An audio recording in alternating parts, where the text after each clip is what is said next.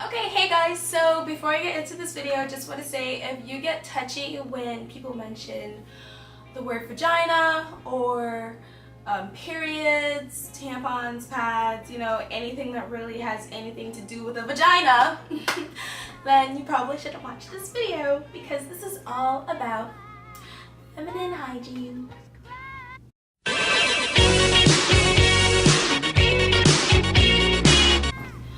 Alright, so honestly, I don't want to start this video out unless you know the basics about your vagina. However, I just realized that in this video I'm probably going to be saying vagina a lot, and it could probably get awkward. The word will probably start to sound like a foreign language. So here in the Turks and Caicos, where I'm from, people tend to call the vagina a Sally. So for the rest of this video, we're just going to refer to our vagina as Sally. So before we get into feminine hygiene and like what you should and shouldn't do, I just first want to start with the basics, which is your menstrual cycle. Now, your menstrual cycle, despite what a lot of people think, is not just your period, like the 3 to 7 days that you have your period. It's actually your whole life. Because your menstrual cycle happens every single month, like it's ongoing. What better way to help you guys out with your menstrual cycle than to supply a diagram?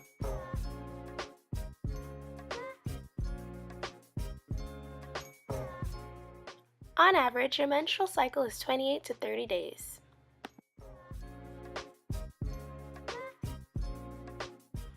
So honestly, Mother Nature just ain't getting it. She's mad because she doesn't understand that you got plans that you're trying to fulfill, dreams that you're trying to accomplish, and you did not want to have a baby. So she decides to side with the devil and give him temporary residence in your womb for 3 to 7 days, between days 1 and 7. This is called your period. Between days 7 and 14, Mother Nature is like, okay girl, I'm gonna give you a second chance. I hope you learn your lesson. I'm about to repair this uterine lining, aka this endometrium, and see what you bout. In simpler words, these are the days between your period and ovulation when your uterine lining repairs itself, preparing for a fertilized ovum. Okay, so on to ovulation, the topic that so many females know so little about. Ovulation is that 24 hours in which you can conceive a baby. And just because it's 24 hours does not mean that it only happens for a day. 24 hours can spread along 2 days, as long as that happens from 1 hour on, like, let me give you an example. Let's say it starts 8 p.m. on Tuesday, it goes on to 8 p.m. on Wednesday. So just because you have a 24-hour window in which you can get pregnant does not mean that it's just on one day. Okay, in days 14 to 28 is basically your body trying to figure out if it's pregnant or not. If it is, you have a baby. If it's not, your uterine lining starts to break down again for your period. Okay, now that I've showed you that lovely diagram, you understand what your menstrual cycle is, we can get on to talking about feminine hygiene. So, the first thing we like to talk about is keeping Sally clean. You gotta keep Sally clean. You just got to. Now, something that people fail to notice is how amazing Sally actually is. She's so amazing, in fact, that she cleans herself. Look how Sally Dungon made the job easier for us. And a misconception that people have is that they need to use loads of different products in order to keep Sally clean. When in fact, you can ask any gynecologist that you want. All you need is some good old-fashioned H2O. Yeah, I know. What? In order to keep Sally clean, all you need is water? Yes, all you need is water. You don't need the feminine wipes. You don't need the douches. You definitely don't need scented soap. But hold up. If you don't trust Sally and you don't think that all she needs is some agua, then you can go right ahead and use non-fragrant, non-scented soaps. And what you're using that for is to clean the outside of Sally, because Sally does all the work on the inside, and that's why we as females have discharge.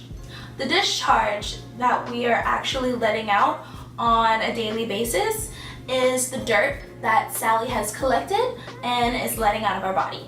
Just like when we have a cold and we have to cough up mucus. I'm sorry, this is a really bad example, but when we have a cold and we have to cough up mucus, the mucus is the slime that collects all the bacteria and the dirt and the germs that we don't need in our body anymore. So the discharge that we let out on a daily basis is Sally collecting all the bacteria and the germs and the dirt that we don't need in there anymore. So you can put those douches and those wipes away.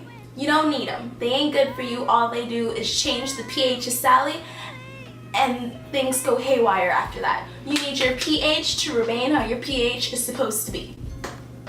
Now, I know people use douches and stuff because sometimes they get feminine odors, and really and truly, your feminine odor is probably just due to the fact that your pH is out of whack. And using a douche or some feminine wipes is not gonna get it back in whack. It's just gonna whack it out some more. What you need to do is to check what you're eating, well, basically what you're letting into your body, because that's probably what's causing the pH of Sally to change and what's causing her to smell unusual. On a day-to-day basis, I recommend that all ladies use panty shields, because let me just show you how it looks if you don't know how it looks. It's basically like a mini pad, and it collects your discharge. So these are good to wear because they collect your discharge and it's easier to clean your underwear lasts longer, and if you have an irregular cycle and a regular period, then you can always depend on this to collect some oopsies just in case. Now we're gonna get into the talk of a menstruation. I'm sorry, but I'm gonna stop calling it a menstruation after this point because honestly, the word's too long. Now, with your period, you need to have what I call a Sally pouch. In the Sally pouch, it has everything that you will need for your period ever. I know you see a banana in here. We're gonna get to that. So first things first, you need some feminine products. Now, there are a world of feminine products that you can use. The old-fashioned pads. I'm pretty sure everyone knows what a pad is. Just gonna open it up. It's like a giant panty shield. I don't know if y'all can tell, but You by Kotex is obviously my brand. And I advise you to get wings because then they secure it in place. Tampons. This is the devil. I do not advise anyone to use this. It's a tampon that doesn't have an applicator, and it's the devil. Or you can use regular old tampons. Plastic ones, I like them better because they don't hurt when you put them in. And if you do decide to use tampons, again, you're gonna need panty shields because sometimes you are out on the go running errands and you can't stop to the bathroom every 2 seconds to check and see if you're good. And so having a panty shield on is good because if your tampon overflows, it will collect any boo-boos. We have in the Sally pack are painkillers. And during your period, majority of us do get cramps, so you will need some painkillers. Now, you can get Aleve, Tylenol, Pamprin, Midol. We have for you Mr. Towel. What you do with this is you boil some water, dip the towel in, wring it out, lay down, put it on your tummy. That helps you to feel so much better. If you have extremely bad cramps, I don't really think it's gonna make the cramps disappear, but it may subdue them. Taking hot baths or just letting a hot shower run down on your tummy also helps. And also bananas. Bananas have potassium in it, and potassium helps with cramps. So if you don't want to take loads of drugs, if you don't want to take painkillers, then bananas and hot towels are your best friend. Yeah, so that's all for this video. I hope I educated and helped a lot of you girls out there, and I will see you in the next Girl Talk video. Okay, no. I'm joking. Oh, that's such a corny way to end it, but I love you guys.